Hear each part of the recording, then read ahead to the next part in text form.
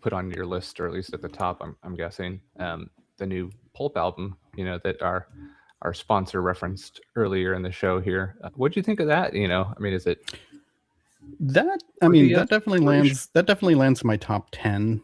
I mean, I don't know that I. there's not a ton of new 2025 albums that like I definitely like digested and could think about. I think like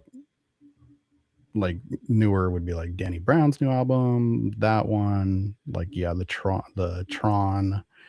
Oh geez, I'm trying to think of other stuff. There is one that comes I up don't for know. me was like kind of the whole big fuss about Turnstile, that band. Mm-hmm. It's just, again, like, happy to own the old man thing, but I don't know, didn't do it for me.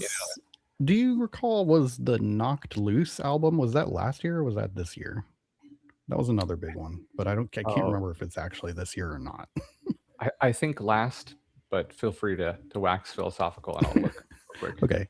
Yeah. That was another, like, speaking of Pulp, that was one that landed and I was like, whoa, this is way better than it had any reason to be. 2020. I don't know about everybody else, but I'm biased. I'm like, if that came out and it didn't, literally harm me, I'd probably be like, hey, this is pretty great. But yeah, no, I think everybody got behind that one. Yeah. Wasn't revolutionary, but also was good. Yeah. Perhaps if we, this one's just kind of off the top of the head, but perhaps during a later episode we can resolve to like really put down a list of like top 10 or something like that. Releases, yeah. Because I'm with you a little bit, and I hate to say it, but it's truth. Like, there's only so much time on top of our listening assignments and everything else going on where we can find new artists and music. We're hardly running out of things from Pitchfork and NME and Spin to look through. So few and far between. Yeah, but it'll happen. Like when something's really big, it'll get through. Totally. So. we make it happen. Yeah. Do we got a theme for this week? Oh, we do. I'm going to play my favorite one from the year, and it's actually the theme of the year. Here it goes. One of the first ones. As some of this list is kind of absurd, and Patti Smith, she used the N-word. And it's a podcast and you will love it. It's the Indy 500. Yeah, that's kind of an all-time classic. Yeah, exactly. I mean, commemorating the auspicious start of the entire podcast. I mean, it really is, and I have a little note here. That was maybe our first album episode, but this is our 50th episode. If we include our pit stops, our interviews, the albums we've done. That's crazy. So, we started this a little over 11 months ago. We're just under a year here. We've churned out basically an episode a week. So congrats, man. Great pace. And it's been a blast. And to you too. That is a very good pace. I guess there's a special, you showed me there's like a special Spotify, everybody's going through their Spotify Wrapped right now, but there was like a special Spotify Wrapped for podcasts that you make and put out, and it said like, hey, you're in the top, I forget, but it was like the top somewhat percent of like most shared and like popular new podcasts, and I was like, that's amazing. But then I also thought like this was the year that people went ham on releasing AI podcasts and stuff like that. So I don't know, maybe we'll have to figure out exactly how much of the dearth that we beat out was real people and robots. But either way, we did beat them. Yeah. Right. Hey, exactly. We weren't more shared than 41%. We were shared more than 96% of the podcasts out there, which I thought was pretty cool, and then more listens over than 90% overall. So for two guys starting off, just having some fun talking tunes, I couldn't be prouder of where we're at, and appreciate all the listens. Yeah, very same. And if somehow you on your Spotify Wrapped had us as your top show or anything like that, there is help available out there. There, yes, One there's of numbers to call. many mental health counselors probably willing and ready to talk to you. Betterhelp.com. BetterHelp. Yeah. Now they owe us money. Send us guys. Yeah. But speaking of which, so the album that we've got random rolled up this week is I believe number 160 on the enemy list. I can't believe I didn't write that down at the very top of our notes, but yes, here we go. Number 160 on the enemy top 500 albums of all time list, which is Primal Scream's Exterminator. And Exterminator is written, I forget where I saw it, but it was a term that I loved and was stuck in my mind. It's written out disemboweled. Ooh. XTRMNTR. Primal Scream's Exterminator. I think I have my band name. Yeah. Released January 31st of the year 2000. So I guess my initial thought or thing I want to throw out ahead is that you really have to pay attention to that date, January of 2000, because that's between the new, the year 2000 debuting and 9/11 happening, which is I think I described it to you as if you watch the Marvel show Loki, there's like forgotten multiverses that you can hang out in, where like the time police, or what are they called, the time authority, TVA. There's the TVA, there's places where the TVA can't find you. And in our timeline from the year 2000 to September 2001 is definitely one of those places. Like, right, it's hard to even conceive of this time. And I think it kind of explains this album too. Yeah, that the weird post 1999 Y2K, deep breath, like, yeah, okay, well, all the like it's this like 1.5, it's like this, it's like this almost 2-year span where like it really has nothing to do with the 90s. It really has nothing to do with post 9/11 America, and it's just its own thing. Yeah. No, that's an interesting point. I mean, I think sometimes I'm guilty of lumping decades, differently than just, 1980 to 1990. I can look at the 90s and say, oh yeah, the 90s for me is like 92 to 99. I don't know what 2000 is. And then, the aughts is kind of like 9/11 to, I don't know, to Trump, a good 15-year span, that feeling. So I don't know. It's a weird time, but yeah, not a bad time. Yeah. Well, before we return to attempting to describe that time, I'll go through the band's history and give us a little bit of pre info on them. Have you heard them much before this? I think my main hook for them before this was I believe Dan Henderson, and who's a kind of a classic MMA UFC fighter, had used one of their tracks, and I can't even remember which track is his like walkout music. And I had heard of Screamadelica, but apparently I didn't really know what it was.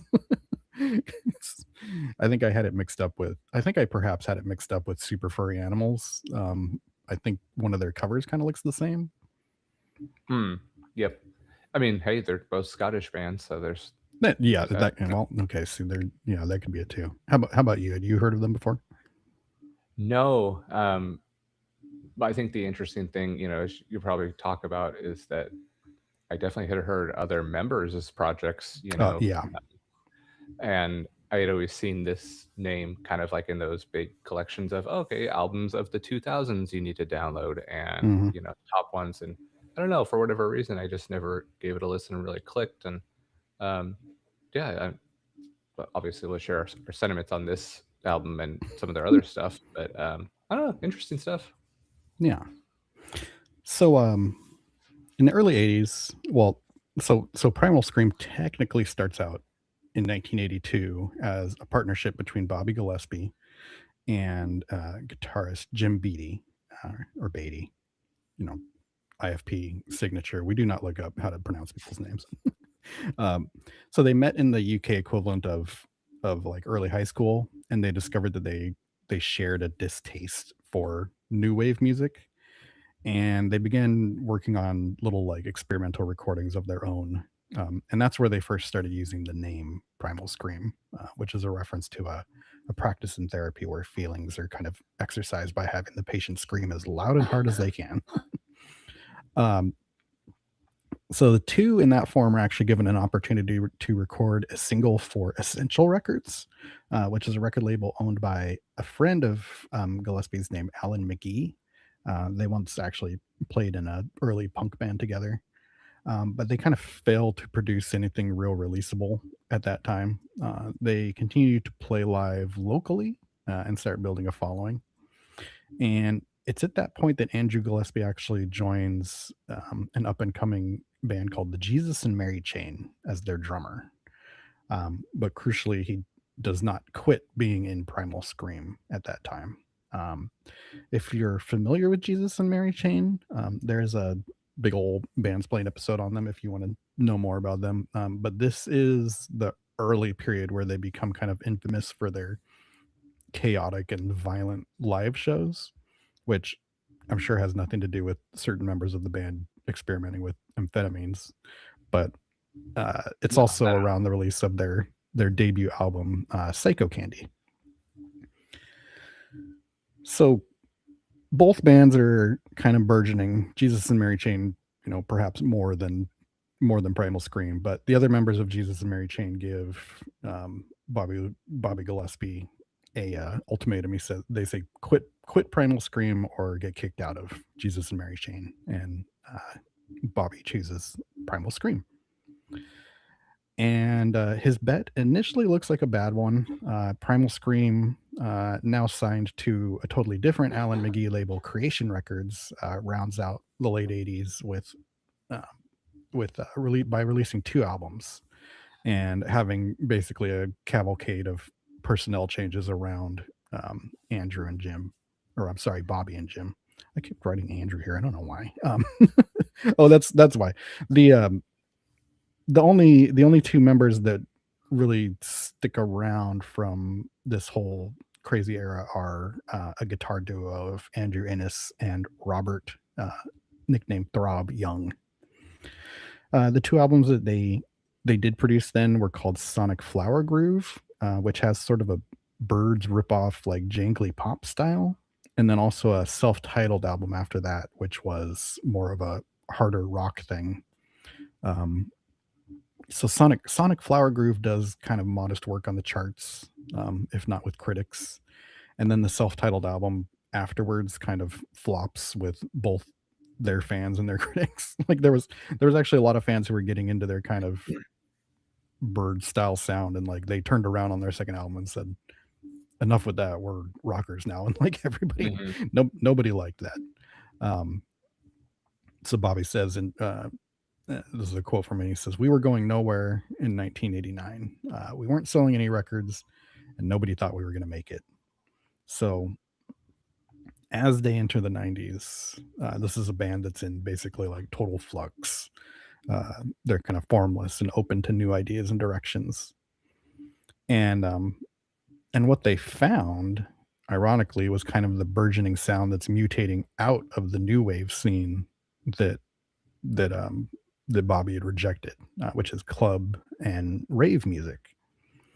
So again, to quote Bobby Gillespie, he says, "If the first Primal Scream album was acid and the second one was speed, then this third one was E, or ecstasy." And the third album he's talking about is Screamadelica, which we mentioned a little bit before. Screamadelica is their breakthrough album. It lands on the Enemy Top 500 list at number 27. So wow. We'll get to talk about that one eventually. That's a big number. Yeah, and the sound of it is kind of, it's like a full turn away from their kind of beginnings as rock and pop. it's most notable for incorporating electronica and being one of the kind of early successes of partnering that and their with guitars basically. And Yeah, as we've talked it's about on the show, I mean, that was kind of still a it's burgeoning scene at the time, so it wasn't yeah, commercial or it critical it's ever yet. and I mean, I forget. I think the year on that album is 91. So, Mhm. I mean, we know that people are still attempting that for another 10, 15, 20 years. Right. Not often it's not often a success, but they had big success pretty early doing this. And they credited it a lot to a partnership with the acid house DJ named Andrew Weatherall, who kind of comes and goes through their career after this as well. He produced the album and he remixed a lot of recordings that they had come into the session with to kind of fit more into a dance album or a dance scene.